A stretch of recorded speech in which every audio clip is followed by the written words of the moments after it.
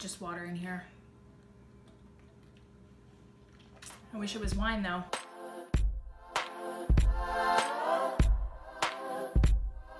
Hey guys, welcome back to my channel. Today I'm going to be talking about Empties.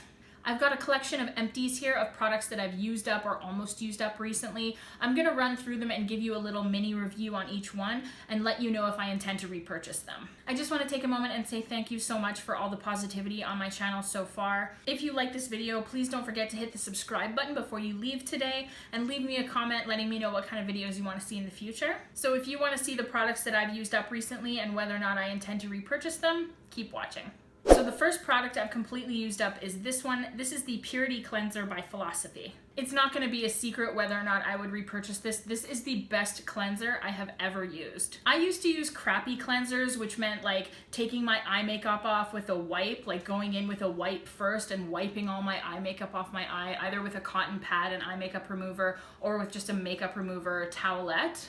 And now that I'm 30 plus, I'm really sensitive about wrinkles and making sure that I don't have crow's feet or any like sagging excess skin underneath my eyes. So tugging on your eye is not really a good idea. With this cleanser, I use a quarter-sized amount and it absolutely melts my makeup off. Like as much makeup as I'm wearing right now, I just use a quarter-sized amount of this and I can even rub it right into my eye and it just melts the makeup off completely. You know how some cleansers can really take all of the moisture out of your face and after you wash your face feels really tight and dry? This absolutely doesn't do that. After I use this, my face feels clean and balanced, not too slick, but not too tight. So I will definitely be repurchasing this because I already have.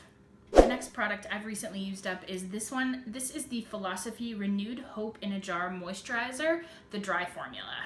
I did love this moisturizer and I didn't find it to be similar to other moisturizers that have a dry skin formula that tend to be kind of sticky and oily. It did not break me out, which is a huge plus. I put it on under my makeup in the morning and it feels nice and lightweight. My only beef about this moisturizer is the price. I will drop shitloads, just gross amounts of money on makeup, but for some reason I don't feel the same about skincare. That should really be the other way around.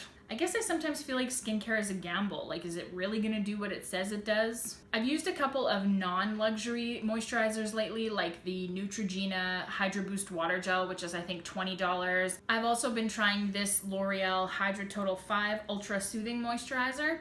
And I feel like those moisturizers have worked just as well as this one, which was $62 at Sephora Canada. I'm going to try a couple of different moisturizers. Right now I'm working a little bit with the Drunk Elephant skincare line and I'm using their moisturizer, so I'm going to see how it works out. But I would go back to this one if I didn't like anything else, so not going to repurchase right away, but maybe in the future.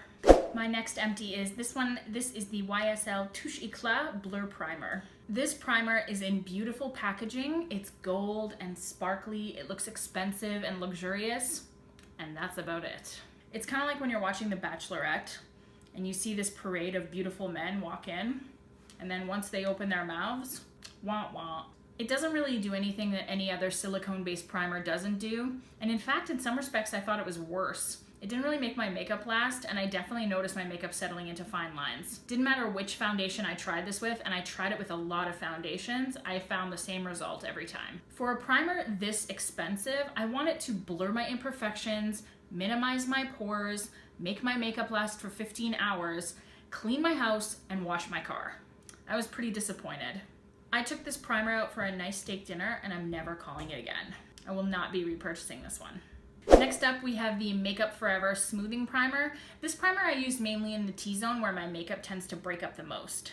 This is a good primer. It's better than the YSL one. It definitely smooths out my fine lines and makes the makeup lay down a little bit better over top. This doesn't prevent my makeup from breaking up altogether, and it also doesn't erase my pores, but nothing does. I mean, your face is your face, and unless you want to start sticking needles into it, you're kind of stuck with it. I won't be repurchasing this, but not because I didn't like it. It's only because I'm trying other primers right now, ones that I can use in the T-zone and ones that I can use all over my face. I might go back to this, but for now, I'm not going to repurchase it. My next empty is this. This is the Giorgio Armani Luminous Silk Foundation. This is a popular foundation amongst a lot of celebrities and influencers, and for good reason. It's a good foundation. It spreads evenly on the skin, it's lightweight, it's not too cakey, and it has buildable coverage. My problem with the coverage is that it is sort of light to medium where I need more full coverage because of my rosacea.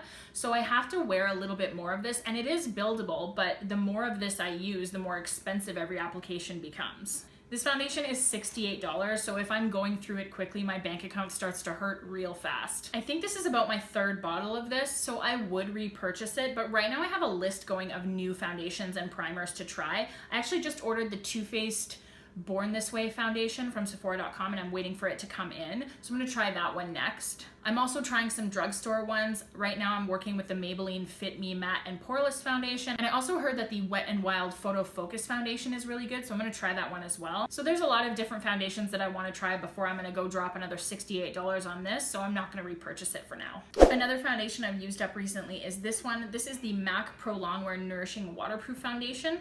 I did like this foundation as well, but I found it to be the opposite problem from the Luminous Silk, where this is very full coverage. So if I go in with a beauty sponge like I normally do, it tends to look cakey really fast. I do try to thin it out by buffing it out with a brush, but I find that the makeup tends to cluster and kind of cake in certain areas throughout the day, more so than other foundations that I've tried.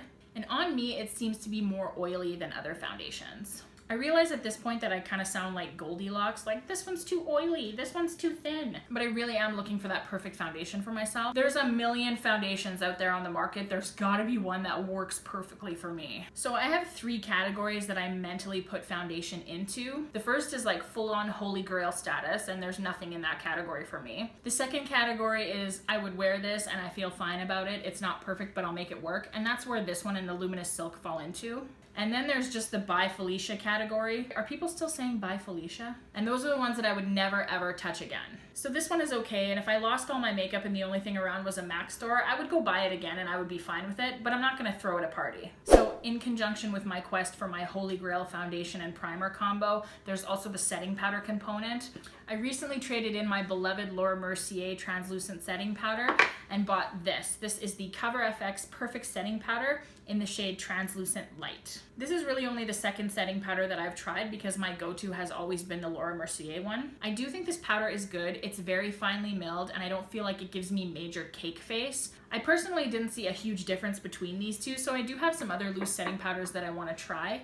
I did pick this one up from the drugstore. This is the Maybelline Fit Me Loose Powder. And there's one by Urban Decay that I want to try. I think it's called the Velvetizer. And then I think Giorgio Armani also has a loose setting powder. So I'm probably not going to go back and pick this one up because there's just some other ones I want to try first. My next empty is a difficult one. It's the Too Faced Better Than Sex Mascara.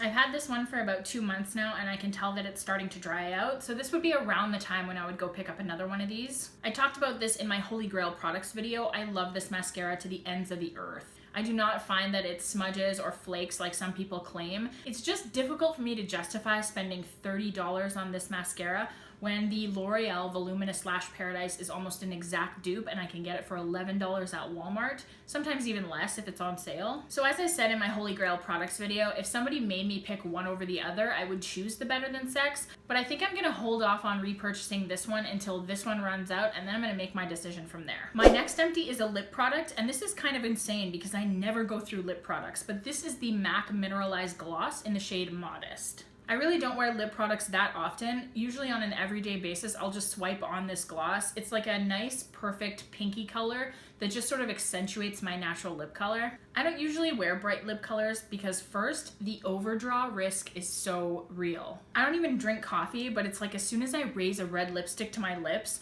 it's like I've had 3 shots of espresso and it's all over my face. Then I have to fix and redo my foundation and try and powder over where I've messed up, and it's just a mess. It's totally a hassle. You don't even want to know how long it took me to put this lip on today. Too long, way too long. Also, I really like bold eye looks, and I start to look like Chuckles the Clown if I have a really bold eye and a really bold lip. Like it has to be one or the other for me. My mouth is not really an area of my face that I like to call attention to. I really like to accentuate my eyes more. So I really just try to nude out my lips as much as possible, and this gloss does the trick. So I love this gloss. I wear it with a lot of my go-to looks, and I'll definitely be repurchasing it. The formula is really lightweight. It's not sticky at all. It glides on easily, and it wears all day. So it's a definite no-brainer. Repurchase. And the last empty I want to talk about is this. This is the Sephora brand brush cleaner. I bought this as an alternative to the blender cleanser because I like to wash my beauty sponges often, but the blender cleanser is kind of expensive. I also have the MAC brush cleaner, but this is also expensive and it's something you're just gonna be washing down the drain. This product works really, really well. I know sometimes the Sephora brand can be pretty hit and miss, but I found this to be almost an exact dupe for the blender cleanser. And what I like best about this product is the mat that comes on the inside. It just looks like this, and you actually swirl your brush around in the product and then you swirl it on this mat to really get it clean. I find it really cleans the brush as well. So this is a definite repurchase for me, and I would really recommend this if you're looking for an inexpensive, good brush cleaner.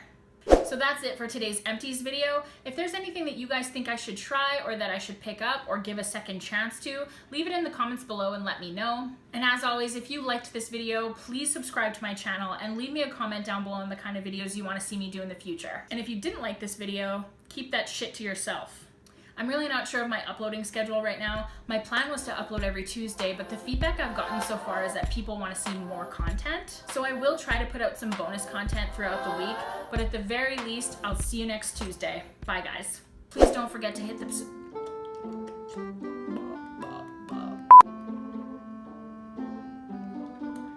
Wish this was wine. Touche Eclat, bro. Starting to get shiny. This is the MAC Prolongwear. So in conjunction with my crest, hashtag first world problems all over my face. Raw, blue, boop, take two. Oh, we're having some lighting issues. What the hell is that? Like, really? It's all over my face. I really don't know who I think I am. Like, I cannot pull off red lipstick. Getting like butthole lips. Butthole lips. Subscribe to my channel. Jesus, where are you, buddy? You know, because Jesus turned water into wine.